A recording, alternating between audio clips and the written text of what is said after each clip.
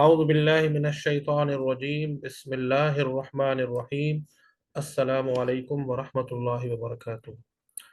جی آج ہم سورہ البقرہ کا رکوع نمبر 13 پڑھیں گے، اور یہ مکمل رکوع پڑھیں گے انشاءاللہ، اور آیت نمبر 104۔ یا ایہا الذین آمنوا لا تقولوا رائنا، اے وہ لوگو جو ایمان لائے ہو، دوسرے لفظوں میں اے مومنو، لا تقولو نہ کہو رائنا رائنا۔ اب یہ بھی یہودیوں کی تاریخ کے حوالے سے چند اہم چیزوں کا بیان ہے۔ کیونکہ یہودیوں کو، علماء کو محسوس ہو رہا تھا کہ ہمارے یہودی کہیں مسلمانوں سے متاثر نہ ہو جائیں، اسلام پھیل رہا ہے تیزی کے ساتھ، کہیں یہ ہمارے لوگ ان سے متاثر ہو کر اسلام کی نعمت سے جو ہے فیضیاب نہ ہو جائیں، حضور صلی اللہ علیہ وسلم کے نبوت کو مان نہ بیٹھیں، تو لہذا انہوں نے مختلف ہتھ کنڈے استعمال کیے۔ ٹھیک ہے، تو کچھ ہتھ کنڈوں کا ذکر پچھلے رکوع میں گزرا، اور کچھ ہتھ کنڈوں کا ذکر اس میں بھی ابھی بیان کیا جا رہا ہے، اور پھر اس کے اوپر اللہ تعالیٰ کے جو تبصرے ہیں وہ بھی، اور مسلمانوں کو جو رہنمائی ہے اس صورتحال میں وہ بھی اس میں بیان کی جا رہی ہے۔ تو یہ بھی اسی حوالے سے، یعنی ان کا ایک ہتھ کنڈا تھا، وہ نبی علیہ الصلوۃ والسلام کے محفلوں میں، مجلسوں میں آ کر مجلسی آداب کو نظر انداز کر کے ماحول خراب کرتے تھے، تاکہ حضور کی تعلیم بھی ڈسٹرب ہو، اور اپنے لوگوں کے ہاں بھی حضور صلی اللہ علیہ وسلم کی عزت نعوذ باللہ باقی نہ رہے، تاکہ وہ ان سے قریب نہ ہو۔ تو ان کا ایک حربہ یہ تھا، لا تقولوا رائنا، کہ وہ حضور کی مجلس میں آ کر کے رائنا کو عام طور پر تھوڑا سا لچکا دے کے زبان کو، ٹھیک ہے، اور کیا کرتے تھے، رائنا، اے ہمارے چرواہے۔ حالانکہ مجلسی آداب میں لفظ استعمال ہوتا تھا رائنا، رائنا کا مطلب ہے ہمارا لحاظ کیجئے، ٹھیک ہے، اور ہمارا خیال کیجئے، اور بات کو دوبارہ دہرائیے، دوبارہ سمجھائیے، ریکویسٹ ہے۔ جب کوئی بات سمجھ میں نہ آ رہی ہوتی ہے تو اس وقت مجلس میں یہ بولا جاتا تھا عربوں میں، لیکن انہوں نے اس لفظ کو غلط استعمال کرنا شروع کر دیا، رائنا، رائنا کو انہوں نے رائنا، ٹھیک ہے، اپنے لوگوں کو بھی دکھانے کے لیے، اور وہاں پہ ماحول بھی خراب کرنے کے لیے، حضور کی توہین کرنے کے لیے بھی، اپنا دل کی بھڑاس نکالنے کے لیے بھی وہ اس طرح غصہ خانہ الفاظ بولتے تھے۔ تو اللہ تعالیٰ نے اس لفظ کے اوپر پابندی لگا دی، کہ چونکہ اب یہ یہودی اس کو ہتھ کنڈے کے طور پر استعمال کر رہے، تو لہذا یہ لفظ ہی نہ بولو تاکہ ان کا دروازہ بند ہو جائے، اور اس لفظ کے ذریعے سے وہ جو اپنا مقصد حاصل کرنا چاہ رہے ہیں وہ حاصل نہ کر سکیں۔ تو اس وجہ سے مثبت لفظ کے اوپر پابندی لگا دی گئی۔ تو یہ وہ لفظ ہے، لا تقولوا رائنا، اب نہ کہو رائنا، کیونکہ اس کو یہودی غلط استعمال کر رہے ہیں، تو لہذا تمہارے لیے کچھ عرصے کے لیے بین ہے۔ وَقُولُ انظُرْنَا، اور اس کے متبادل لفظ کے طور پر اللہ تعالیٰ نے ایک نیا لفظ ان کو دیا مجلسی آداب کے لحاظ سے، کہ اگر تمہیں اس صورتحال کا سامنا ہو کہ کوئی چیز دوبارہ سمجھنا چاہتے ہیں، تو پھر اس کی جگہ آپ انظر نہ کہو، یعنی ہمارا خیال کیجئے، ہماری رعایت کیجئے، توقف کیجئے، مہلت دیجئے، وغیرہ وغیرہ، یہ سارے مفہوم اس لفظ میں موجود ہیں۔ تو وہی مفہوم جو رائنا کے لفظ میں موجود تھا، وہی مفہوم انظرنا کے لفظ میں بھی موجود ہے، لیکن چونکہ رائنا غلط استعمال ہونا شروع ہوا یہودیوں کے ہاتھوں، تو پھر اللہ تعالیٰ نے ان کے اس منصوبے کو ناکام بنانے کے لیے مسلمانوں کو تعلیم دی کہ رائنا کے بجائے انظر نہ کہو۔ تو یہ اس کا پس منظر ہے۔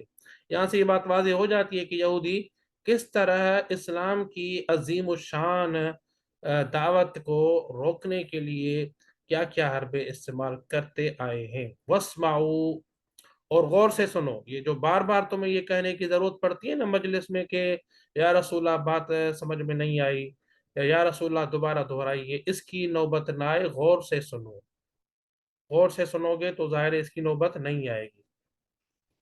وَلِلْكَافِرِينَ عَذَابٌ عَلِيمٌ، اور کافروں کے لیے دردناک عذاب ہے۔ یہ جو حضور کی اس طرح گستاخی کرتے ہیں اور اسلام کی دعوت کو پھیلنے سے روکنے کی کوشش کرتے ہیں، ٹھیک ہے، حضور اور قرآن کے حوالے سے دل میں بغض رکھتے ہیں، یہ ظاہر کافر ہے، تو ایسے کافروں کے لیے دردناک عذاب ہے۔ ما یود الذین کفروا، اب یہ جو حرکتیں کر رہے ہیں نا، اس کی وجہ کیا ہے؟ اب اس کا بھی قرآن مجید تبصرہ کر رہا ہے اس کے ساری صورتحال کے اوپر۔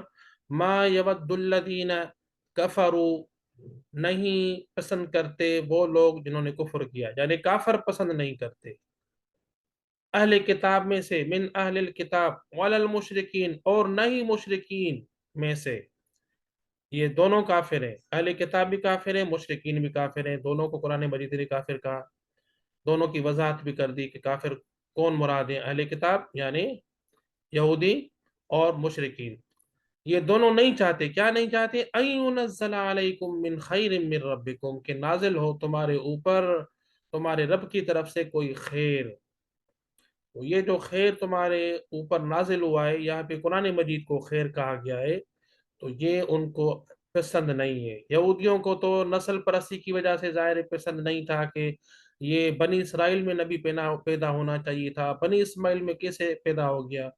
تو نسل پرستانہ ذہنیت کی وجہ سے اور تعصب کی وجہ سے، ضد کی وجہ سے، حسد کی وجہ سے، وہ ظاہر ہے کہ وہ نہیں چاہتے تھے یہ بات کہ قرآن مجید ان کے اوپر نازل ہوتا، اور مشرکین بھی نہیں چاہتے، کیونکہ مشرکوں کے اوپر بھی قرآن مجید نے بڑی زبردست تنقید کی ہے، ان کے شرک کے نظریے کو رد کر دیا ہے۔ اور اب اللہ تعالیٰ کیا ارشاد فرما رہے ہیں؟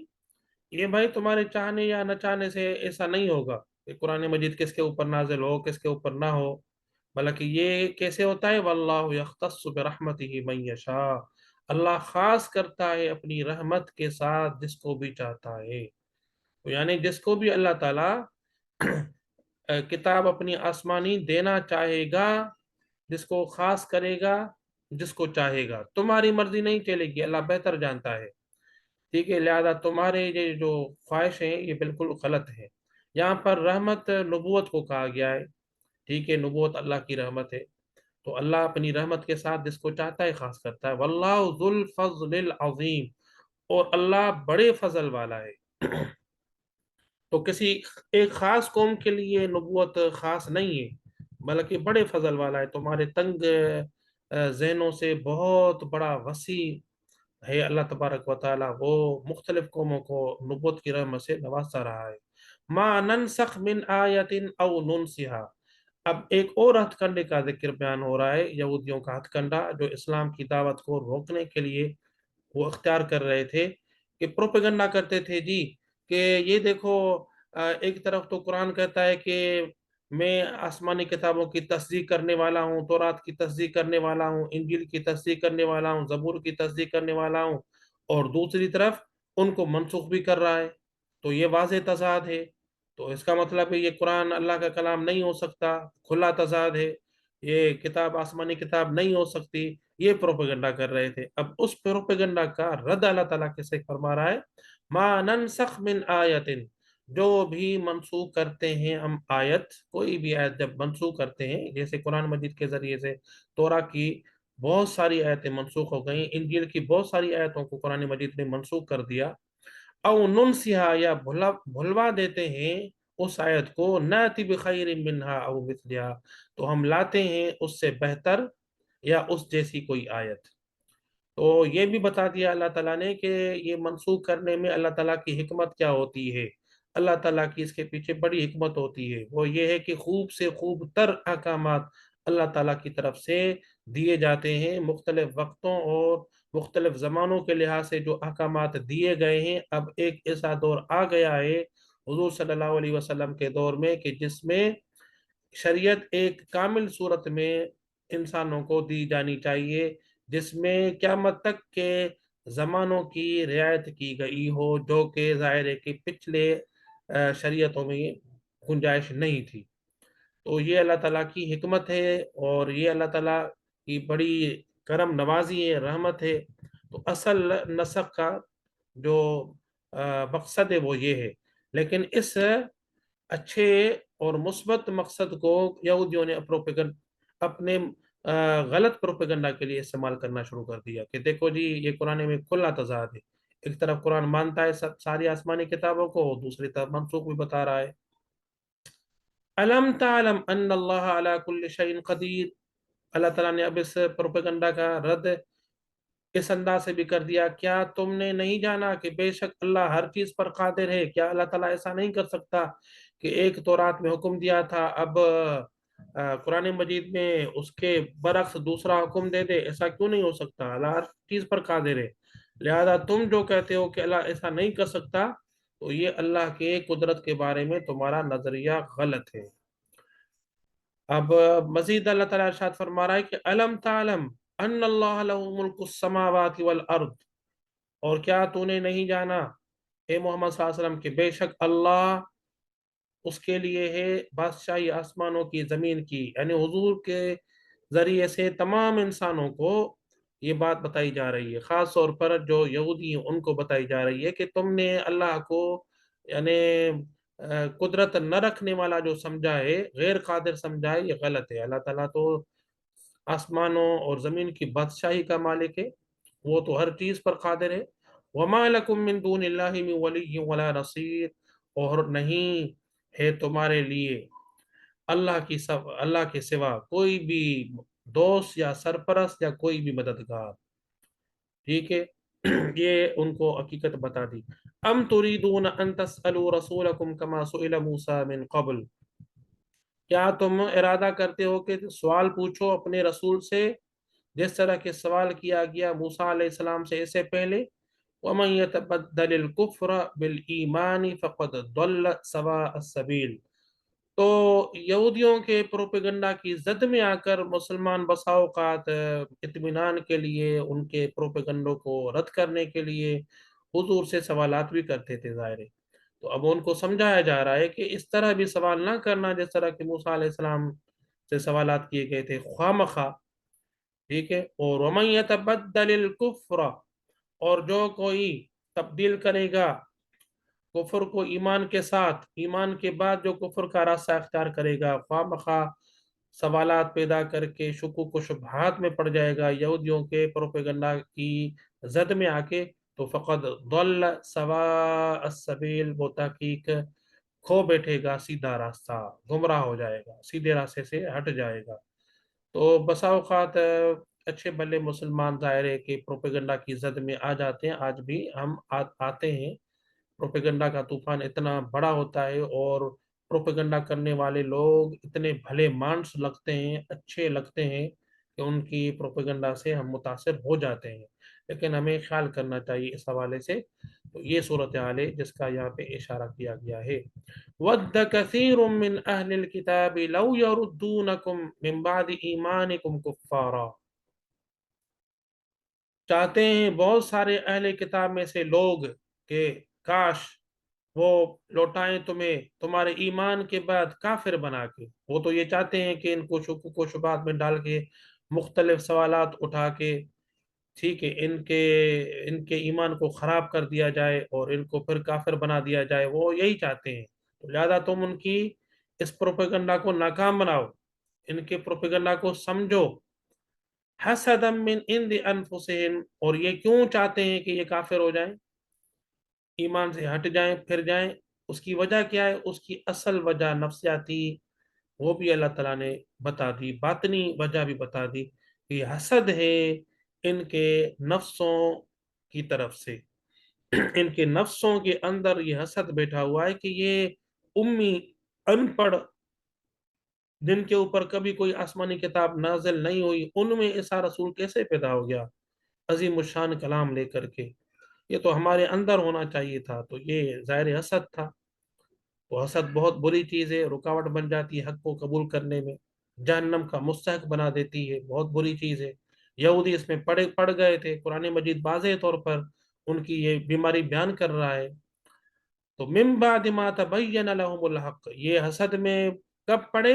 یعنی اس کے بعد کہ واضح ہو گیا تھا ان کے آگے ان کے لیے حق، حق کے واضح ہونے کے بعد۔ ایسا نہیں تھا کہ وہ کسی شک و شبے میں پڑے ہوئے تھے، بلکہ جانتے بوجھتے یہ روش انہوں نے اختیار کی تھی، سمجھتے تھے کہ بالکل پیغام صحیح ہے، قرآن مجید کا آسمانی کتاب ہونا بھی صحیح ہے، حضور صلی اللہ علیہ وسلم کی نبوت بھی صحیح ہے، ہماری کتابوں میں پیشن گوئیاں موجود، لیکن ظاہر ہے ماننے سے انکار کر دیا ان کے اہل علم نے، علماء نے، عوام بھی ان کے پیچھے لگ گئی، اور ان کے علماء کے نہ ماننے کی جو وجہ ہے قرآن مجید بیان کی ہے وہ حسد ہے۔ تو بسا اوقات ہم بھی آج کل مسلمان گروہوں میں تقسیم ظاہر ہے، کبھی کبھار مخالف گروہ کے حق بات کو اس وجہ سے نہیں مانتے کہ اس سے ہمارا حسد ہوتا ہے۔ اللہ تعالیٰ اس مصیبت سے ہم تمام لوگوں کو، مسلمانوں کو بچائے، اپنا ہی نقصان کریں گے ظاہر ہے۔ حق جہاں سے بھی ملے تو حق اس کا حقدار ہے کہ اس کی پیروی کی جائے۔ فَاعْفُوا وَاصْفَحُوا حَتَّى يَأْتِيَ اللَّهُ بِأَمْرِهِ، تو درگزر سے کام لو، ٹھیک ہے، معاف کرو، درگزر سے کام لو یہاں تک کہ آ جائے اللہ کا معاملہ۔ فی الحال ان کو نظر انداز کر دو، اللہ کا جو معاملہ ہے، فیصلہ ہے، وہ آ کر رہے گا ان کے بارے میں، ٹھیک ہے، تو تب تک فی الحال ان کی باتوں کو نظر انداز کرو اور صبر سے کام لو، اللہ ضرور ان کے بارے میں، مستقبل کے بارے میں فیصلہ کر کے رہے گا، جو کہ آگے چل کے ہو بھی گیا ہے۔ ان اللہ علی کل شیء قدیر، بے شک اللہ ہر چیز پر قادر ہے، ان کے لیے کوئی فیصلہ کرنے کے اوپر بھی ظاہر ہے کہ اللہ تعالیٰ قادر ہے۔ اور اب مسلمانوں کو اس پروپیگنڈا کا مقابلہ کرنے کے لیے اور دین حق پر ثابت اور قائم رہنے کے لیے کون سی چیز ممت اور معاون ہو سکتی ہے، اللہ تعالیٰ نے وہ بیان کر دی ہے۔ وَأَقِیمُوا الصَّلَاةَ وَآتُوا الزَّکَاةَ، اگر تم چاہتے ہو کہ اس دین کے ساتھ جڑے رہو، ثابت قدمی کے ساتھ، طوفانوں، پروپیگنڈا کے طوفانوں میں ثابت قدم رہو، ٹھیک ہے، بھاگ نہ جاؤ، تو سیدھا سمپل طریقہ ہے، ایک نماز قائم کرو تاکہ مسلمانوں کی جماعت سے جڑے رہو، اور نماز ایک ایسا ذریعہ ہے جو تمہیں اللہ کے دین سے جوڑے رہے گی اور قائم رکھے گی۔ وَآتُوا الزَّکَاةَ، اور زکوٰۃ ادا کرتے رہو، ٹھیک ہے۔ وَمَا تُقَدِّمُوا لِأَنفُسِكُم مِّن خَيْرٍ تَجِدُوهُ عِندَ اللَّهِ، اور جو کچھ بھی تم آگے بھیجو گے اپنے نفسوں کے لیے، اپنے آپ کے لیے بھلائی میں سے، تو پاؤ گے اس کو عند اللہ، اللہ کے ہاں۔ جو کچھ بھی تم نیکی کا کام کرو گے، یہ والے جو اللہ تعالیٰ تمہیں بتا رہا ہے، تو اس کا بھی تمہیں ریوارڈ ملے گا، اجر ملے گا۔ کوئی بھی کام اللہ تعالیٰ اس کی قدر کے بغیر نہیں چھوڑے گا، اللہ بڑا قدردان ہے، ٹھیک ہے۔ تو یہ سب کا اجر اللہ تعالیٰ آپ کو دے کر رہے گا۔ ان اللہ بما تعملون بصیر، بے شک اللہ اس کو جو کچھ بھی تم کرتے ہو دیکھنے والا ہے، خوب دیکھنے والا ہے۔ مطلب کوئی بھی تمہارا کام چاہے چھپ کر کرو، ظاہر ظہور کرو، بہرحال اللہ باخبر ہے، اور اللہ تعالیٰ تمہارے نیکیوں کی قدر کرے گا اور اس کا ریوارڈ دے گا۔ اگر برائی کرو گے تو اس کو بھی دیکھنے والا ہے، اس کی بھی سزا دے گا۔ وَقَالُوا لَن يَدْخُلَ الْجَنَّةَ إِلَّا مَنْ كَانَ هُودًا أَوْ نَصَارَىٰ، اب یہ بھی یہودیوں کا پروپیگنڈا تھا، اور یہ ایک گھمنڈ تھا، تکبر تھا مذہبی، جیسے کہ آج کل بھی بسا اوقات کچھ مذہبی جماعتوں میں یا فرقوں میں، گروہوں میں پایا جاتا ہے، اللہ تعالیٰ اسے بچائے۔ وقالو، یہودی کیا کہتے تھے؟ لن يدخل الجنت، ہرگز داخل نہیں ہوگا جنت میں، الا مگر وہ، من کا یہودن، جو ہوگا یہودی یا عیسی مسیحی، جو یہودی ہوں گے لوگ، عیسائی ہوں گے، وہی جنت میں جا سکتے ہیں، باقی کوئی بھی داخل نہیں ہو سکے گا۔ یہ بھی انہوں نے پروپیگنڈا کا طوفان برپا کر رکھا تھا، مسلمانوں کے دین کو روکنے کے لیے، اسلام کو روکنے کے لیے، اپنے لوگوں کو دوسرے مذہب میں جانے سے روکنے کے لیے۔ تو اللہ تعالیٰ نے اس کا رد کر دیا۔ دل کا امانیوں، کوئی حقیقت نہیں ہے اس کی، یہ تو ان کی خواہشیں ہیں صرف، ٹھیک ہے، ان کی اپنی ذہن کی بنائی ہوئی باتیں ہیں، کوئی حقیقت نہیں ہے۔ قل ہاتو، اور اس کے جواب میں اللہ تعالیٰ ارشاد فرما رہا ہے کہ کہہ دے محمد صلی اللہ علیہ وسلم، ہاتو برہانکم، لاؤ اپنی دلیل۔ بھائی تم جو یہ کہتے ہو کہ ہم یہودی جنت میں جائیں گے، عیسائی کہتے ہیں ہم عیسائی جنت میں جائیں گے، ہمارے بغیر کوئی اور جنت میں نہیں جائے گا، یعنی جو نیا مذہب اسلام کے نام سے پھیلا رہے ہیں لوگ، مسلمان ہو رہے ہیں، تو لہذا یہ جنت میں نہیں جائیں گے۔ تو بھائی اس کے اوپر کوئی دلیل ہے تمہاری آسمانی کتاب میں، تورات میں، انجیل میں کہاں لکھا ہوا ہے کہ صرف یہودی جائے گا، صرف عیسائی جائے گا؟ اگر کوئی ایسی بات ہے تو دکھاؤ، ظاہر ہے۔ تو یہ دلیل کی بات قرآن مجید کر رہا ہے، عقل اور منطق کی بات کر رہا ہے، تو وہ دلیل پیش نہیں کر سکتے تھے، ان کے پاس تھی ہی نہیں، ظاہر ہے۔ ان کن تم صادقین، اگر تم اپنی بات میں واقعی سچے ہو نا، یہ جو دعویٰ کر رہے ہو، تو پھر دلیل لاؤ. دلیل لاؤ گے تو ہم مان لیں گے، چلو ٹھیک ہے تمہارے پاس دلیل ہے. بے دلیل بات کر رہے ہو. تو آج بھی اگر کوئی ایسا کہے تو اسے ہمیں اسی طرح بات کرنی چاہیے، دلیل مانگنی چاہیے. تو دلیل ظاہر ہے کہ کوئی بھی نہیں دے سکتا. بلا کیوں نہیں. اب اللہ تعالیٰ یعنی جنت میں جانے کا جو معیار ہے، جہنم سے بچنے کا جو معیار ہے، حقیقی معیار اور کامیابی کی اصل راہ وہ بتا رہا ہے. وہ یہ والی نہیں ہے جو تم بیان کر رہے ہو. یہ تمہاری خواہشیں ہیں. اصل جو کامیابی کی راہ ہے وہ کون سی ہے؟ من اسلم وجہہ، جو کوئی بھی جھکائے گا اپنے آپ کو، اپنے چہرے کو، اپنی شخصیت کو، اپنی ذات کو اللہ کے لیے، یعنی تابع دار کرے گا اپنی ذات کو اللہ کے لیے، اللہ کے آگے. وہ محسن، اور وہ احسان کرنے والا بھی ہوگا، یعنی اخلاص کے ساتھ یہ کرے گا کام. فَلَهُ أَجْرُهُ عِنْدَ رَبِّهِ، تو اس کے لیے ہے اس کا اجر اس کے رب کے پاس. تو کامیابی کا جو اصول ہے یا کامیابی کا جو معیار ہے وہ یہ ہے، اللہ کی فرما برداری اخلاص کے ساتھ، سچی نیت کے ساتھ، ریا اس میں نہ ہو. تو یہ کامیابی کا راستہ ہے. جو تم کہہ رہے ہو کہ یہودی جو ہوگا نسلاً وہ جنت میں جائے گا، یا عیسائی جو ہوگا وہ جنت میں جائے گا، تو یہ محض تم ان کی خواہشیں ہیں. ولا خوف علیہم ولا هم يحزنون، ایسے لوگوں کو نہ خوف ہوگا ان کے اوپر اور نہ وہ غمگین ہوں گے. ٹھیک ہے، مستقبل کا کوئی خوف نہیں ہوگا، ماضی کے باتوں کے اوپر کوئی غم نہیں ہوگا.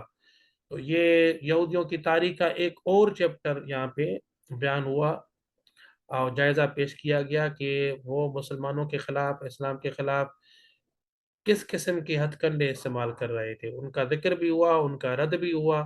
اللہ تعالیٰ سے دعا ہے کہ مجھے آپ کو ان بیماریوں سے، اخلاقی، نفسیاتی، باطنی بیماریوں سے بچائے اور اپنا مخلص یعنی فرما بردار بنائے. وما علینا الا البلاغ المبین، وآخر دعوانا ان الحمد للہ رب العالمین. اب اگر کسی کو سوال ہے کوئی تو وہ کر سکتا ہے. اچھا، جنید بھائی نے کہا کہ آواز نہیں آ رہی، تو شاید ان کے پاس کوئی مسئلہ ہوگا. زوم میں سیٹنگ میں کوئی مسئلہ ہے. آپشن آتا ہے کہ جوائن وتھ کمپیوٹر وغیرہ، تو اس کو صحیح سلیکٹ کریں گے تو آواز آ جائے گی. باقی میرے خیال میں تو باقی لوگوں کو میری آواز آ رہی ہے. میں انمیوٹ کر رہا ہوں جی. جی ادیبہ جی. السلام علیکم وعلیکم السلام ورحمۃ اللہ. سر، میرے دو کویسچنس ہیں. ایک جی ناسخ اور منسوخ سے ریلیٹڈ ہے. جیسے ابھی ہم نے یہ پڑھا کہ وہ جو تھی اللہ تعالیٰ نے اس سے بہتر آیت نازل کی تھی، جی. یا تو اس کا مطلب یہ ہے کہ وہ پرفیکٹ نہیں تھی جو لاسٹ آیت تھی جس کو منسوخ کیا گیا. یعنی اللہ تعالیٰ نے یہاں پہ یہ بتایا یہودیوں کے نظریے کا رد. یہودی کہتے تھے کہ ایک آسمانی کتاب دوسری آسمانی کتاب کو منسوخ نہیں کر سکتی. قرآن کیونکہ تورات کے احکامات کو منسوخ کر رہا تھا نا، تو وہ قرآن مجید کے پروپیگنڈا کے خلاف پروپیگنڈا کر رہے تھے کہ کیسے قرآن مجید تورات کو منسوخ کر سکتی ہے، نہیں کر سکتی. تو اب اللہ تعالیٰ نے بیان کر دیا ان کے سامنے کہ بھائی اللہ تعالیٰ جو بھی کوئی آیت، کوئی حکم منسوخ کرتا ہے تو وہ پہلے والے حکم سے زیادہ بہتر حکم دیتا ہے، تبھی وہ پہلا حکم منسوخ کرتا ہے. اور جو پہلا حکم ہوتا ہے جو کوئی بھی ہو، وہ حکم خاص کوئی بیان نہیں ہوا یہاں پہ، جو کوئی بھی حکم ہوتا ہے وہ ایک خاص ماحول میں دیا جاتا ہے، خاص وقت کے لیے دیا جاتا ہے. وقت وہ گزر چکتا ہے، ماحول بدل جاتا ہے، تو پھر اللہ تعالیٰ ایک نیا حکم دیتا ہے اس کو ریپلیس کرنے کے لیے. تو یہ نسخ کے پیچھے صحیح حکمت یہ ہوتی ہے. تو لہذا تمہارا جو صحیح نظریہ یعنی ہے نا کہ اللہ تعالیٰ اپنے احکامات کو تبدیل نہیں کر سکتا، تو تم کون ہوتے اس بات کا فیصلہ کرنے والے؟ کیا تمہیں پتہ نہیں کہ ہوں اللہ تعالیٰ ساری دنیا کائنات کا مالک ہے، وہ کیوں اس کے اوپر قادر نہیں ہے؟ کیا اس وجہ سے ہوں قادر نہیں ہے کہ تم یہ کہہ رہے ہو کہ وہ قادر نہیں ہے تو قادر نہیں ہے؟ ایسا نہیں ہے. یہ ان کے اس غلط فہمی یا اس پروپیگنڈا کا اللہ تعالیٰ نے یہاں پہ جواب دیا ہے کہ ہوں اللہ تعالیٰ جب بھی کوئی حکم منسوخ کرتا ہے تو اس سے بہتر حکم دیتا ہے. دوسرے لفظوں میں اس کا مطلب یہ ہے کہ تورات کا کوئی حکم منسوخ ہوا ہے اور قرآن مجید نے اس کو منسوخ کیا ہے، تو قرآن مجید کا حکم اس سے کئی درجہ بہتر اور پرفیکٹ حالت میں ہے. According to the time. جی جی کیونکہ آکاش بھائی، قرآن کے ٹائم میں اور تورات کے ٹائم میں فرق تھا. جی صحیح. جی جی بالکل. صحیح. سر ابھی ہم نے یہ پڑھا کہ جو نسلی یہودی اور عیسائی ہوتے ہیں صرف وہ جنت کے دعوے دار ہوتے ہیں. تو سر یہ چیز ہمارے ہاں بھی اسکالرز میں ایون سنی ہے کہ جو سید لوگ ہوتے ہیں وہ جنت میں بھی ہائیسٹ 100 پر جائیں گے، اور ان کو زکوٰۃ نہیں دینی چاہیے. یہ کانسیپٹ کہاں سے آیا؟ یہ بھی تو یہ نسل سے ہی چلتا ہے. یہ بس تل کا امانیہم، تل کا امانیہم، جیسے قرآن مجید نے یہودیوں کے انہی باتوں کا جواب اس طرح دیا ہے، ہم بھی اسی طرح دیں گے. کہیں گے قل ہاتوا برہانکم. قرآن مجید تو اس کے خلاف بات کرتا ہے. قرآن مجید کہتا ہے فلا انصاب بینہم یومئذ ولا یتساءلون. حسب نسب کے بارے میں تو پوچھا ہی نہیں جائے گا، سوال ہی نہیں ہوگا. ٹھیک ہے، کیا کر کے آئے ہوں. ہو، کیا عمل کیا ہے. کہ اگر سید زادہ بھی ہے، اگر وہ اللہ کا نافرمان ہے، میں آپ سے پوچھتا ہوں، حضور کے خاندان کے لوگوں کو ہم سید کہتے ہیں نا، حضور کے خاندانوں کے لوگ اس زمانے میں جیسے چچا تھے حضور کے ابو لہب وغیرہ، تو کیا وہ غیر مسلم نہیں تھے، کافر نہیں تھے، مشرک نہیں تھے؟ قرآن مجید نے کیا بتایا کہ وہ سیصلہ نارا ذات لہب. ٹھیک ہے، ہوں. وامرأته حمالة الحطب تبت یدا ابی لہب وتب. تو وہ بھی تو سید ہوں. تھا نا، سید اس معنی میں تھا کہ حضور کے خاندان کا تھا نا.